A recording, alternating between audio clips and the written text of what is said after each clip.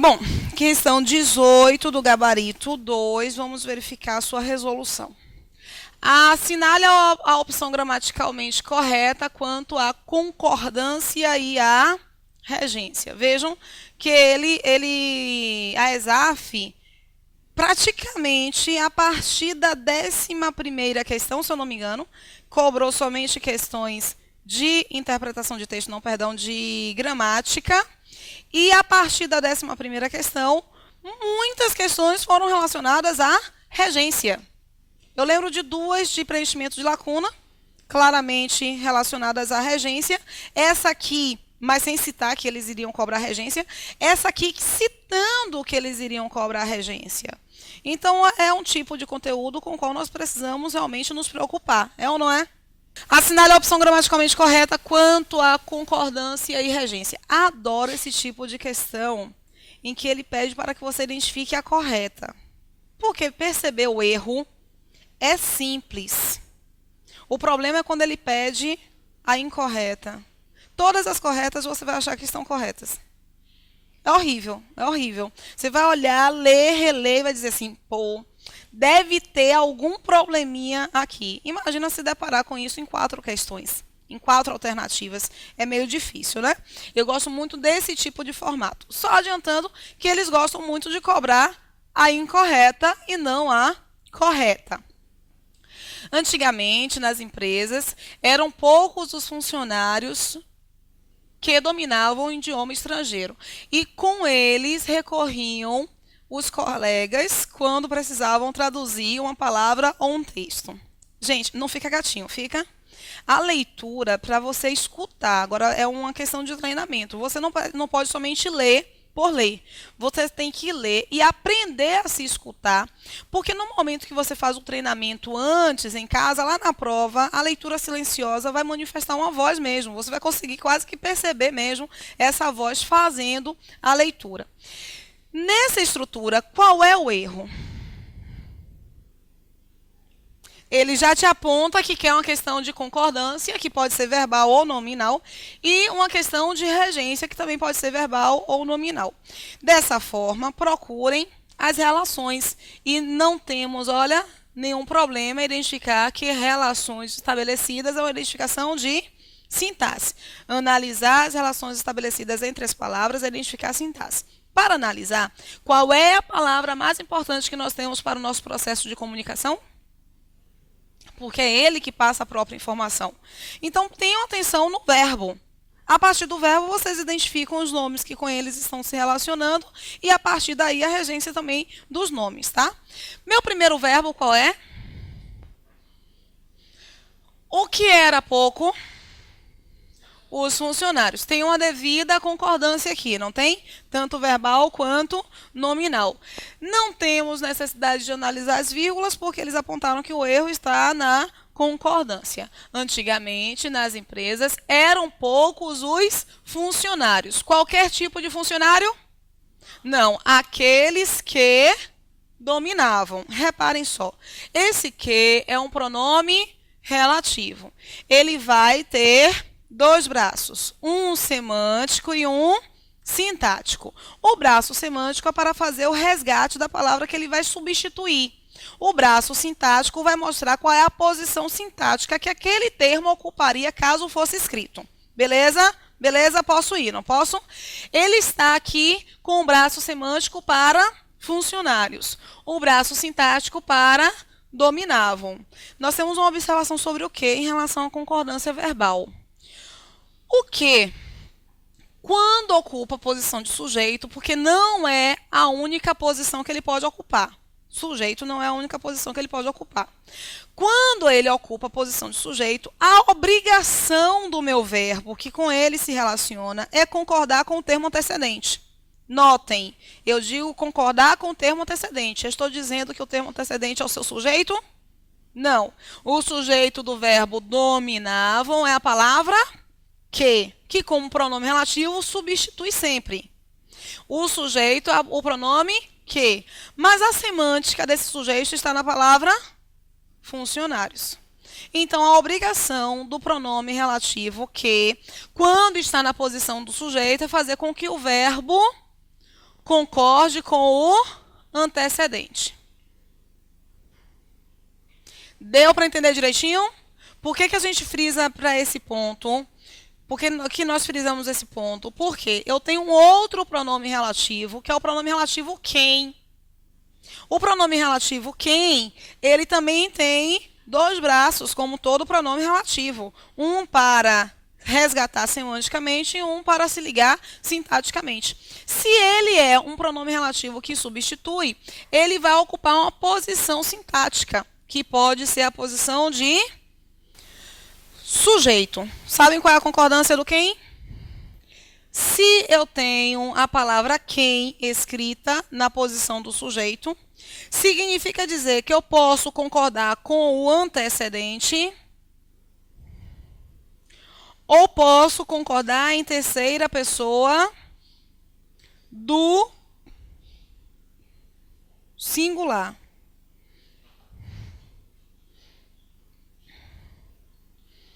Rose, não entendi, tipo assim, repita aí. Vou repetir. Ó, se no lugar, eu tenho esse quem aqui, esse que.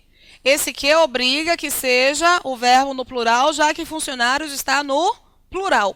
Se CESP, por exemplo, se não fosse ESAF, se fosse CESP, pedindo para que vocês substituíssem esse que pelo quem, apresentando o verbo no singular, pode? Fica gatinho? Mas está certo. Olha, eu poderia indicar, antigamente nas empresas eram poucos os funcionários quem dominava o idioma. Eu posso apresentar. Porque a regra é clarinha, tá, gente? É só internalizar a regra. É clara a regra.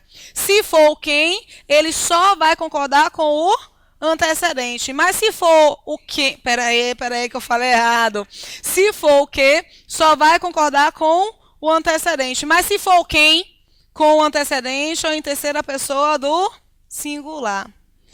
O problema é que o quem não fica bonito nem na terceira pessoa do singular, nem na terceira do plural, concordando ali. Que vejam só, antigamente nas empresas eram poucos os funcionários quem dominavam o idioma.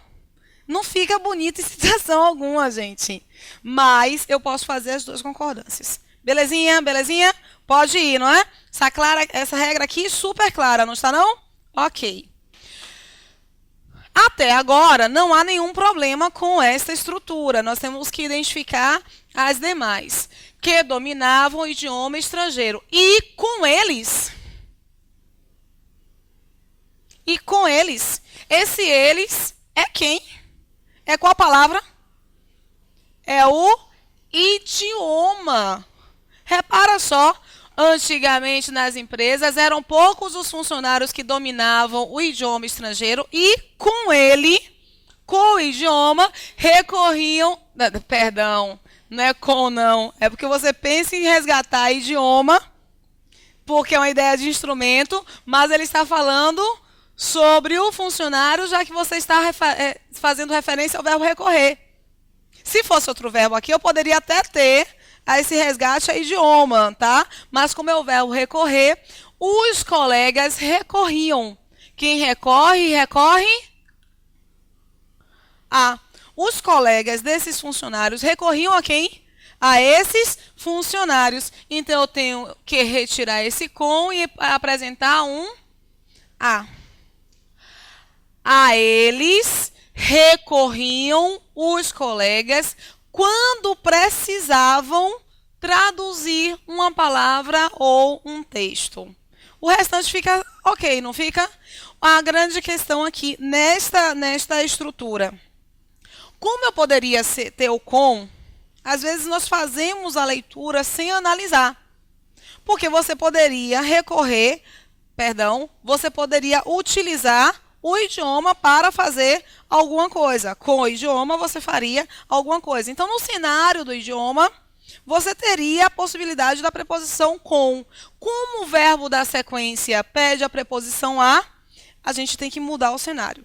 É isso que nós identificamos como regência, analisar as relações sintáticas que são estabelecidas ali no texto. Belezinha? Posso seguir? Ok. A exigência nos bons empregos, agora, é que se tenham fluência ao conversar numa língua estrangeira. E aí? Qual é o problema exatamente? O número tem? Ah, ok. Eu tenho aí o tenham. Mas por que este tenham não pode ficar no plural?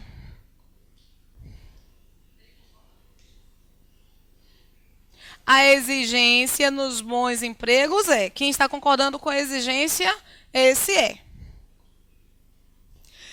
Qual é a exigência nos bons empregos? Ok, a exigência nos bons empregos é justamente o meu sujeito. Este é um verbo de ligação. Se em uma estrutura eu encontrar o sujeito mais um verbo de ligação, o que vai faltar para eu ter essa estrutura completa? O estado, que é justamente o predicativo. Então, vejam, este estado ele é introduzido por uma oração, não é? Que se tenham fluência ao conversar numa língua estrangeira. Não vou corrigir, não. Vou ler como está aí. Essa estrutura inteira é posição de um predicativo do sujeito. Só que tem um verbo. Significa dizer que eu tenho uma oração. Belezinha? Posso ir. O que vai se ter? Fluência. Então, que se tenha fluência ao conversar numa língua estrangeira. Todo o resto está adequado? Então, eu só tenho esse probleminha de concordância. Vou pular o gabarito para nós otimizarmos aí a análise das demais alternativas. A primeira pergunta que surge: a quem se impõe ao desafio de falar outro idioma fluentemente é: será preciso passar um tempo no exterior? E aí, qual é o problema dessa estrutura? Ó, seleciona os verbos e dinamiza o processo. Que pergunta? O que surge? A primeira pergunta, só que está resgatada aqui pelo que. Então, o que surge é o que está relacionado à primeira pergunta. O que surge a ou para alguém. Então, eu tenho aqui minha preposição. Importante frisar um ponto aqui, tá? Toda vez que a estrutura quem estiver na posição de objeto, seja este objeto direto ou indireto, vai ter que ter uma preposição. Quem igual a objeto, nós vimos o que na posição de sujeito. Se o quem estiver na posição de objeto, seja este objeto direto ou indireto, não importa. Ele tem que ter preposição. Se estiver na posição de objeto direto, vai ser um objeto direto preposicionado, ok? Mas tem que ter aqui, obrigatoriamente, uma preposição. No caso, ele está na posição de objeto indireto. Então, a preposição é mais facilmente reconhecida. A quem se impõe. Gente, o que se impõe a alguém. A algo. Eu tenho esta preposição aqui? Tenho esta preposição? Eu tenho, é? O que se impõe, ó, eu encontro aqui a primeira pergunta que surge: a quem se impõe algo. Eu estou impondo algo a alguém. Eu estou impondo algo já a esse a quem. Eu encontro aí a coisa imposta é o quê? Desafio. Desafio não é a quem se impõe. Desafio é a coisa imposta. Vejam que eles selecionaram nessa questão um verbo que em determinadas situações exige uma preposição. Nessa situação está exigindo uma preposição? Não, porque quem impõe, impõe algo a alguém. E desafio é a coisa imposta. Ok? Belezinha? Mas, Rose, quem é o objeto indireto desse verbo impor?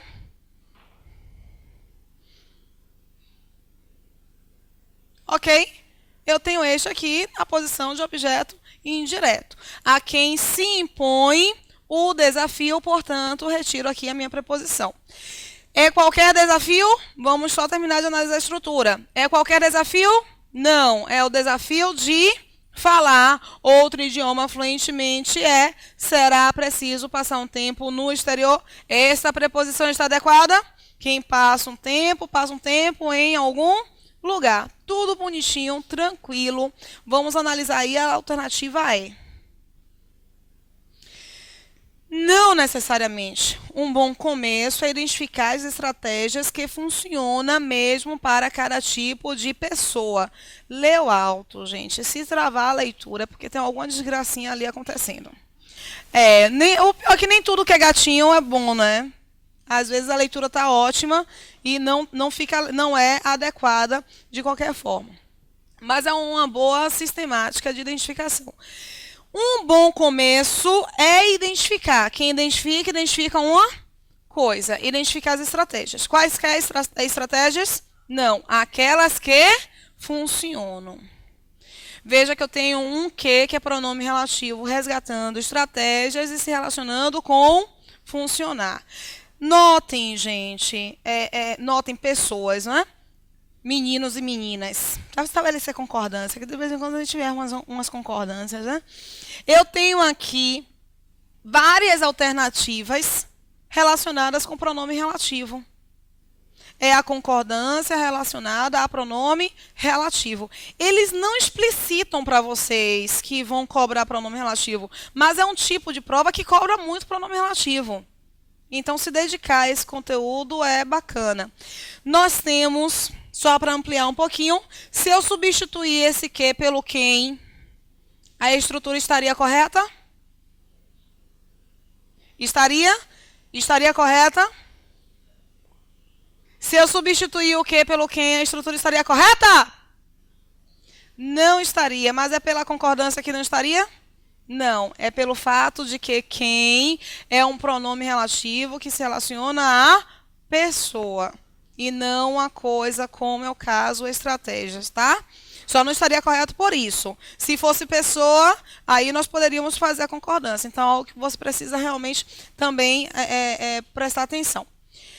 Na letra C, a corrida em busca da fluência. A corrida em busca, se você tem uma busca, você tem uma busca de. Em busca da fluência em outra língua. Se você tem fluência, você tem fluência em. Pode ser medida, o que pode ser medido pela quantidade, se a quantidade de brasileiros que viajam. Eu tenho aqui um pronome relativo se relacionando com brasileiro. Braço semântico. Braço sintático, viajam. Brasileiros que viajam. Esse que está na posição de sujeito. Meu verbo tende a concordar com o sujeito. No caso do que, ele concorda obrigatoriamente com a palavra antecedente. Não poderia. Não poderia. Mas é a quantidade que viaja ou são os brasileiros que viajam? Entendeu? É a quantidade de brasileiros. E esses brasileiros viajam, tá?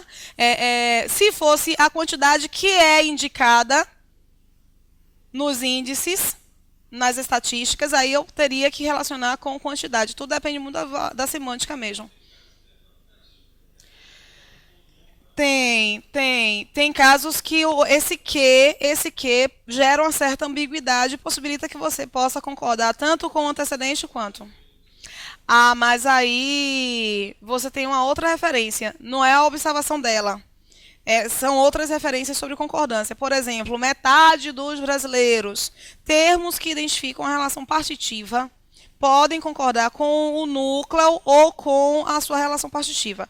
O que é uma relação partitiva? Metade dos brasileiros. Quem é que constitui essa metade? Então, eu tenho uma ideia de parte, de todo. Numa relação partitiva, eu posso concordar com o termo do centro, que é aquele que não está precedido por uma preposição, e o seu elemento que está precedido por preposição. Porque numa relação partitiva eu tenho essa possibilidade. No caso dela, Ela está perguntando sobre essa questão do que às vezes não está relacionado com a relação partitiva, mas gera uma certa ambiguidade em relação a qual é o elemento com o qual este que está se relacionando. O que gera mesmo, de vez em quando gera mesmo. O CESP costuma cobrar demais as questões relacionadas à semântica do que, com qual elemento este que está se relacionando. E às vezes os textos acabam fazendo uma pegadinha e é durante o texto inteiro que a gente acaba analisando com qual elemento esse que se relacionou em determinado fragmento, tá?